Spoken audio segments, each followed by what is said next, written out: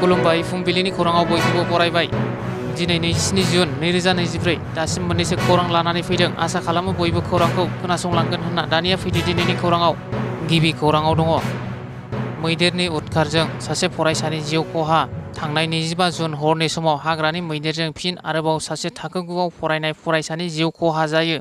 तामुलपुर जिल्लानि कुमारिकाटा हाग्रा बिफाननि बेन्दोंआव गोग्लैनाय बगाजुलि सोमलिगुरि गामिनि अजय बर' आरो रुपनि बर'नि फिसाजो 14 बोसोर बैसोनि मनिका बर'खौ हाग्रानि मैदेरा थांनाय हरनि समाव गाथारनानै जिउ फोजोबो।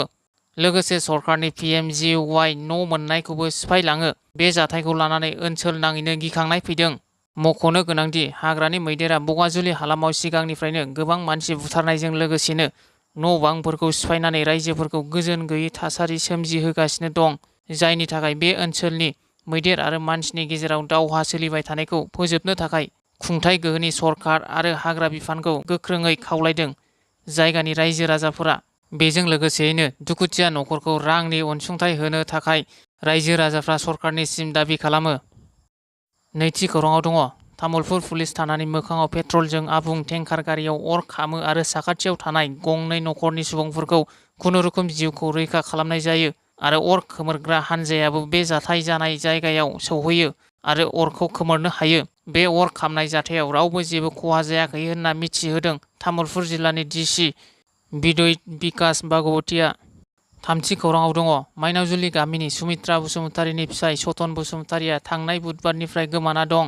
थांनाय 19 जुन बुधबारखालि माइनावजुलि गामिनि सानै फिसा गोनांखा सुमित्रा बसुमतारीनि फिसाय सतन बसुमतारीया फुंबिलियाव फिसाफोरखौ फरायसालियाव दोनलांनायनिफ्राय न'सिम गिदिंना फैफिनाखै।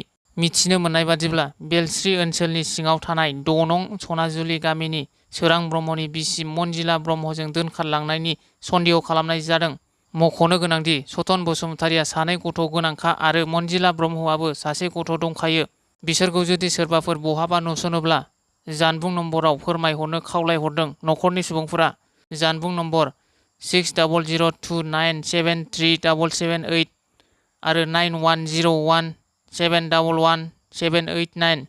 ब्रैथि खौराङाव दङ बेरगावआव दानबीर केशव कान्त बरुवानि मुसुखा बेखेवदों। बेरगाव साहा बागाननि बिगोमा शशिकान्त बरुवाया 1990 मायथाइयावनो हिन्जावसाफोरनि जौगानायनि थाखाय बिफा केशव कान्त बरुवानि मुङाव बेरगावआव केशव कान्त बरुवा हिन्जावसा फरायसालिखौ गायसनदोंमोन। बेरगाव साहा बागाननि बिगोमाया मैया शशिकान्त बरुवा, कृष्णकान्त बरुवा आरो न'खरनि गासै फोलेरनि बाहागो लानायजों फरायसालिनि दरखंआव केशव कान्त बरुवानि मुसुखा बेखेवो।